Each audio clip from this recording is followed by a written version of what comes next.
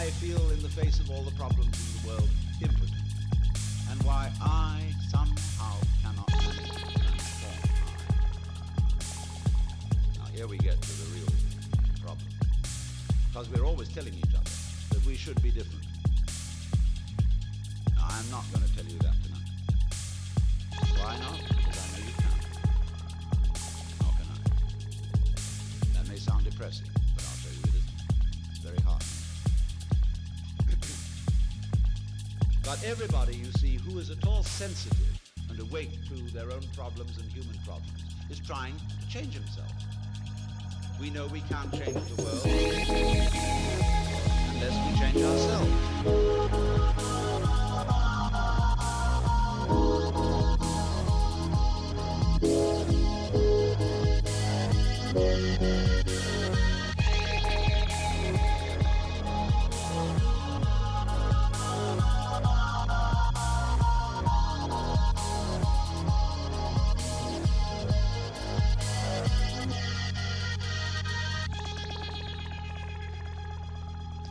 So when we are aware of the ego I, we are aware of this chronic tension inside ourselves. And that's not us. It's a futile tension. So when we get the illusion, the image of ourselves, married to a futile tension, you've got an illusion married to a futility. And then you wonder why I can't do anything. Good morning. Welcome everybody to today's live stream. What do we need to do today? Bitcoin, right? Oh, I gotta record this.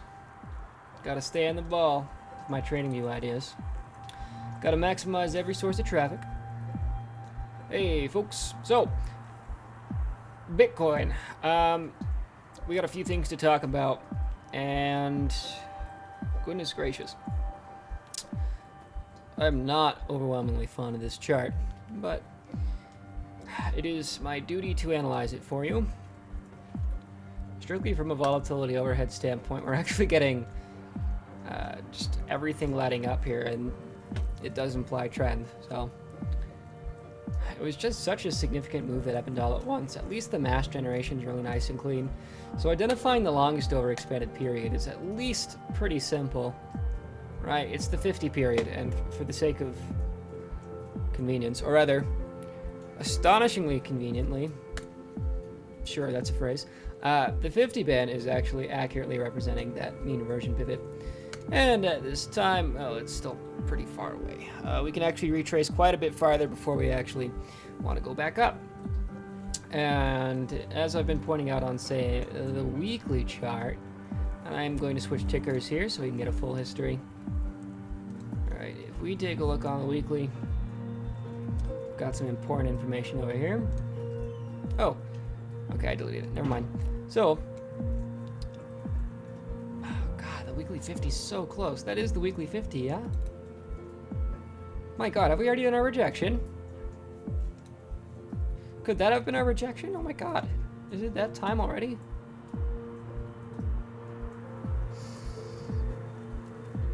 Man, oh man. I really hope this isn't another one of those scenarios. Okay, well, my prediction has been a retest of the weekly 50, right? However, I also had the prediction that we would have a secondary retest of the weekly 200 at this location.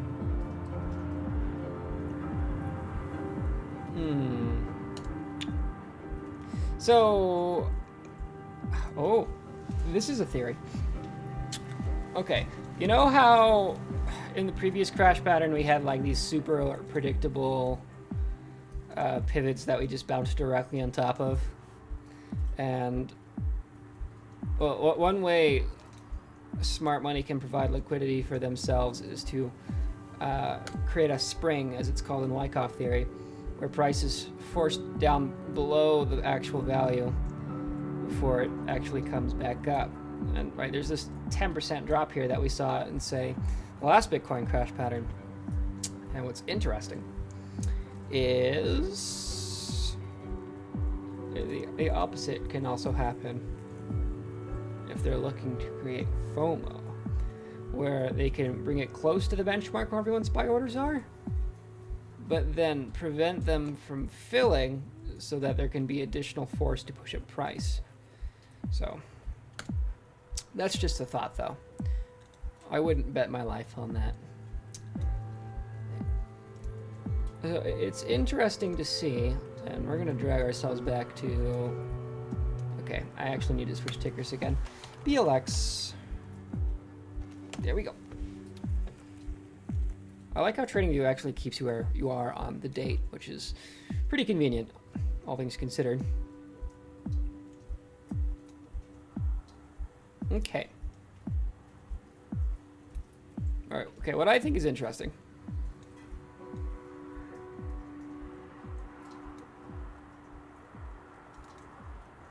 I'm going to get this nice and full screen.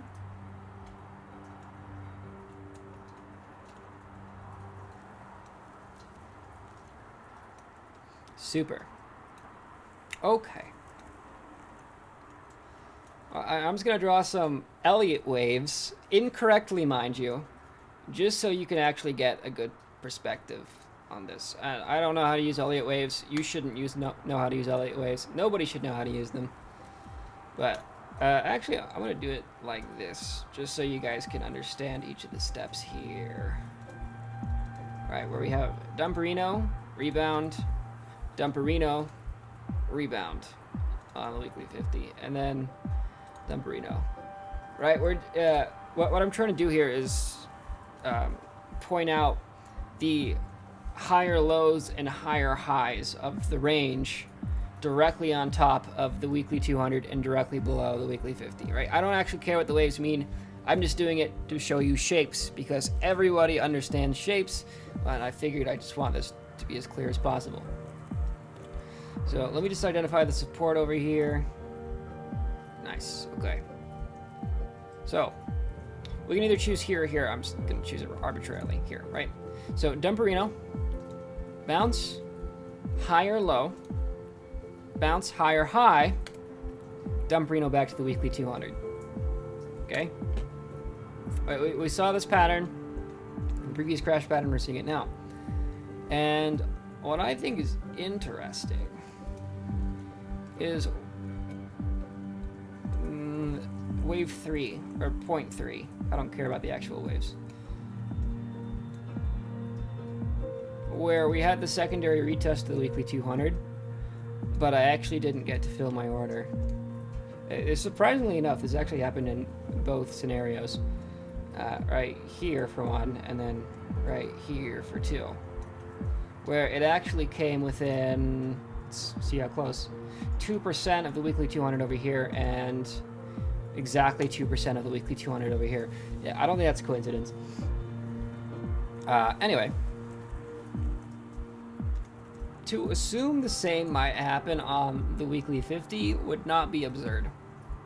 So we could actually anticipate this rejection from the weekly 50, but it doesn't actually have to touch it. That's kind of what I'm getting concerned about, because, you know, I really know how cozy it would be just to like, oh, it's on the weekly 50, time to short, and then make 37% on your trade. Right, that would be so nice. But I don't know, man. We actually have a way of I'm going to close this window. It's nice and snowy out, and I'm wearing a suit, so took advantage of that. Anyway, point being, we have a really high probability trade here, and we can either enter that trade directly on the benchmark, right? So directly on the weekly 50, which happened here, or alternatively, we could layer shorts up to that value, see what fills, and then just exit them on the weekly 200, right? Those are our two options. So there's actually option 3, and I'm going to go over it now.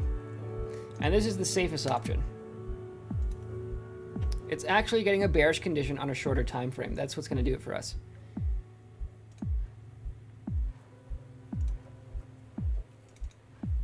So we're actually going to look at the 4-hour. Guess what we're going to look at? We're going to look at the mean reversion pivots. Mean reversion pivots. How cozy. Okay. So you're going to like this. We did have this huge upward expansion on this nice plume here, right? And we have our weekly 50 moving average swooping its way down throughout here. Beautiful. And we need to adjust our Bollinger Band to match the mean inversion pivot. And at this time, it is currently 300. So we're going to set up that 300 period.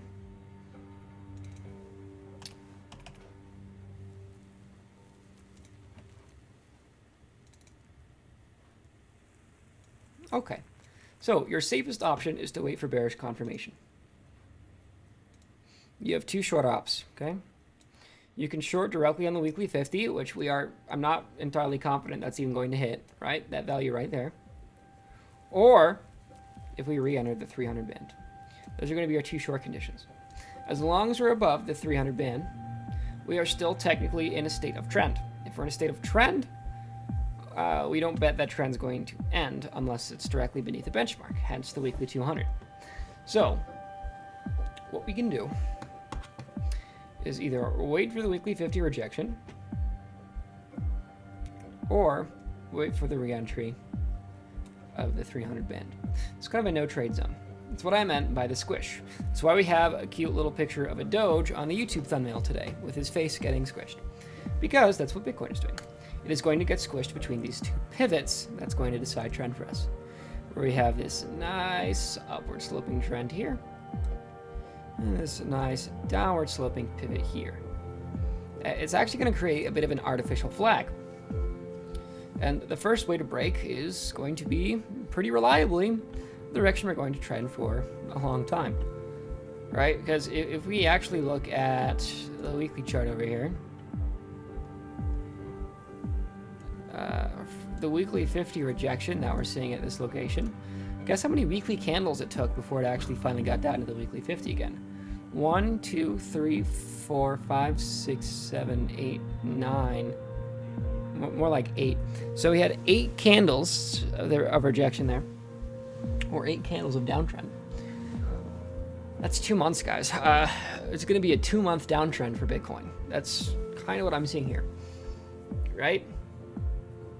And, well, we have to buckle up for that scenario. Right? And we will anticipate that downtrend in one of two scenarios. I'll say it one last time for the sake of clarity. Weekly 50 or below the top edge of the 300 band. Those are our two scenarios, okay? Okay. That's all I have to say for you, TradingView folks. It has been a pleasure. I'll see you all later.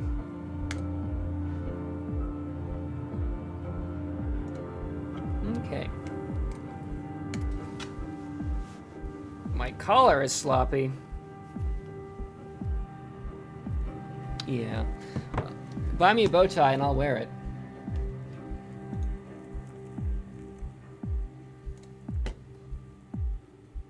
I have this nice yellow linen tie I got in Positano. I might wear that next live stream. It's a good tie. God, I was in high school back then. It's been a long time since I've worn it. Kai Karunin Curva says, $100 million investor dump and take profit. Yeah, that's a pretty good idea. Taking profit here isn't the worst idea. It is in your best interest to exit the market right now and just wait to see what happens. Okay? Play this range safe.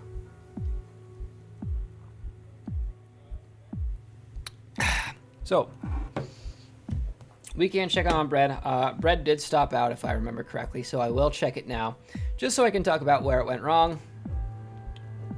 Yeah. I would hate to recommend re-entry simply based on a static support level, okay? Because look at all these wicks, guys. We're going to have a lot of high volatility action here. So what we did was we bet on the idea that there was going to be a parabolic move where we would have at least one last acceleration to the upside, and it didn't happen. We actually jumped down to previous support levels. So now we actually need to just wait for a roll up and actually try to catch a new swing high. Right, it's really easy to try to take profit on this chart. Just use a trailing take profit and wait for it, right? This kind of chart takes a lot of patience. Wait for a swing up, probably wait for a CCI roll and try betting on this again.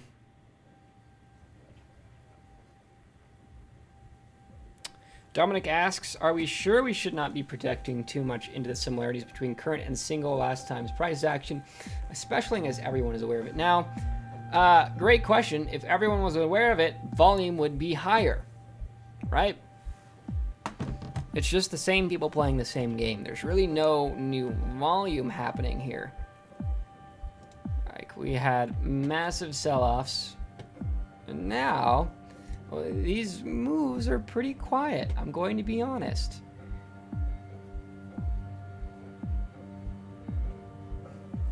So if this was truly as predictable as everyone made it out to be, well, we would see significantly increased volume. And we're not. Ryan Byard asks, what percent do I use for trailing take profit? I use 4%. Of course, it's going to depend on what my take profit target is and the liquidity of the pair and the volatility of the pair. Okay. I'm going to bring this a little bit closer. Come here, buddy. Nice.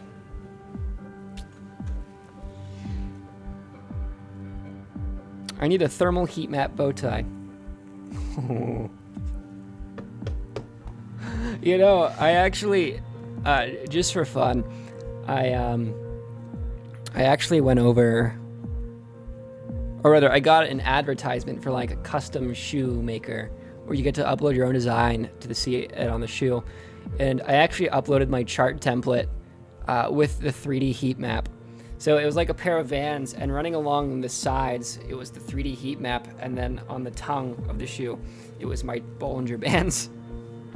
And I could actually do a 3D heat map tie. I would be really happy with that. I would just squish it so there's no black lines in it. Yeah, I would totally do that.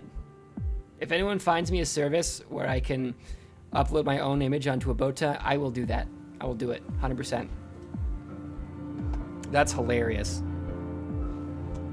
FUSD is interesting. I absolutely agree. FUSD is interesting. Nice, we're seeing that retracement we predicted. All right, we didn't exactly catch the initial breakout on the wave PM cross. We did predict it, but I didn't call it and I didn't bet on it, so it doesn't mean anything. So now we're actually just waiting for potential re-entry, right?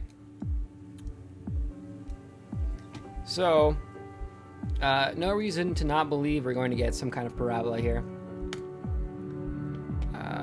You know, we broke this resistance. We saw a higher high. You know, we could actually, just from a static support and resistance potential, that's a really nice trend line. It's almost a little too obvious, right? 1, 2, 3, 4, and then you would want it to do 5. But I don't bet on that kind of information, unfortunately. What we can do is say, look at the 4-hour. And actually, we could just do a quad CCI entry. We should first look at mean reversion pivots here, because it's really close to the Bitcoin chart. Who could have guessed? 240. Is that correct? 240? Yeah, 240. Yeah, I really wish I could use my numpad, but that's what I use the live stream hotkeys as, so. No such luck. Okay. Wow. Wow. Yeah. I want to play with that. Could probably do something like this. 3% stop loss. 11% upside. Just scalp that. I'll drop that in chat 1 second.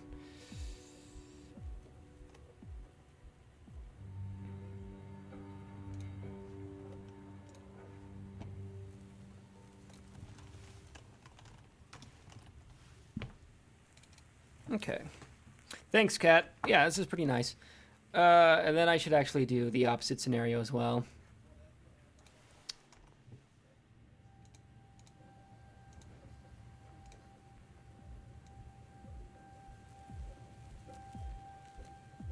Actually, you know what? You wouldn't actually want to enter this trade until it broke, so we'd put the entry down here. And then we'll just type in 24 period Pareto. The Pareto distribution. 24 period CCI. Roll down for short entry. Sure. That would probably work.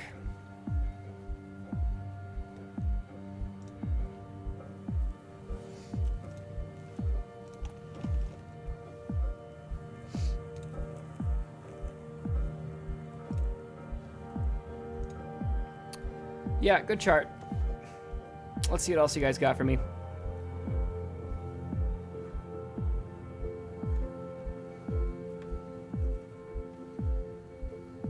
Raymond Byard asks, I took a short at the top when I saw a hidden bearish divergence. When do you think I should exit? You should exit on the weekly 200 moving average.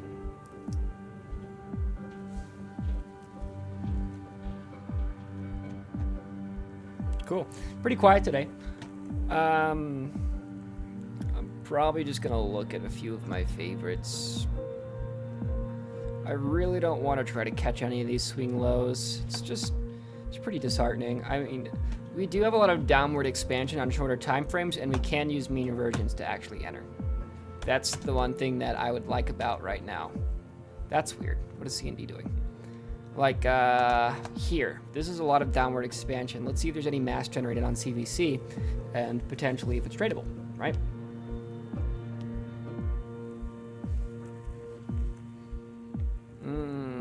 Try the 4 hour, hopefully. I just want that mass a bit more connected. Okay, it's a little goofy, but we can use it. Because it's all technically downward expansion, so we can do it. Right, 120. Let's give it a try.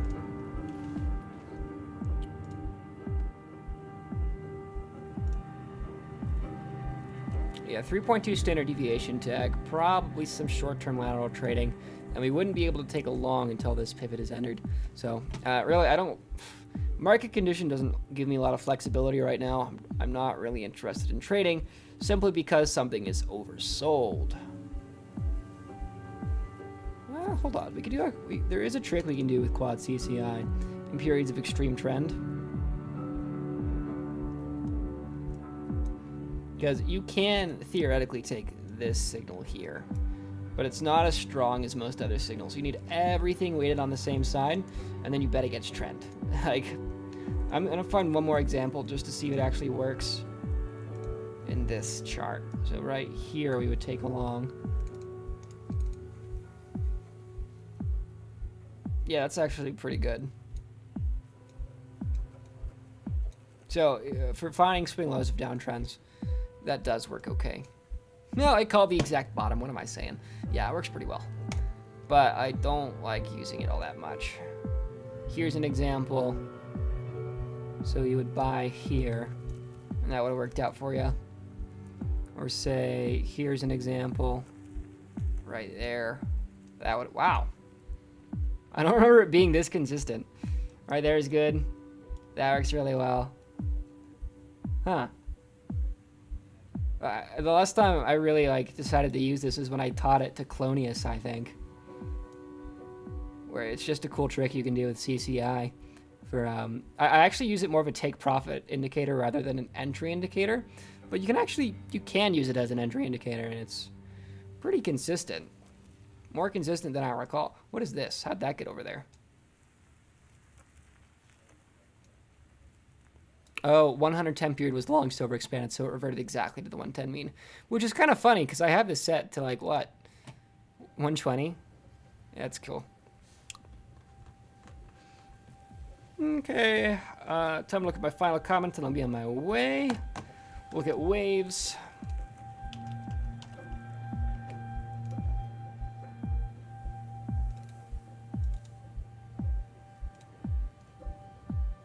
Wow. That looks like the old Bitcoin chart where we have that huge downward expansion. Really, on this, you just want to wait for the right mean reversion pivots to be crossed. It's not tradable yet because it's a downtrend, but we'll see. Rain Bayard says, what do you think about the volume on the weekly? It looks pretty weak. Exactly. That's what I'm thinking. The bottom of a crash pattern is denoted by a period of reduced volume and reduced price volatility. And that's exactly what we're seeing in this long-term accumulation range. So I'm pretty confident. The low volume is actually a good sign, I would say. All right, because if we have low volume over here, that's good.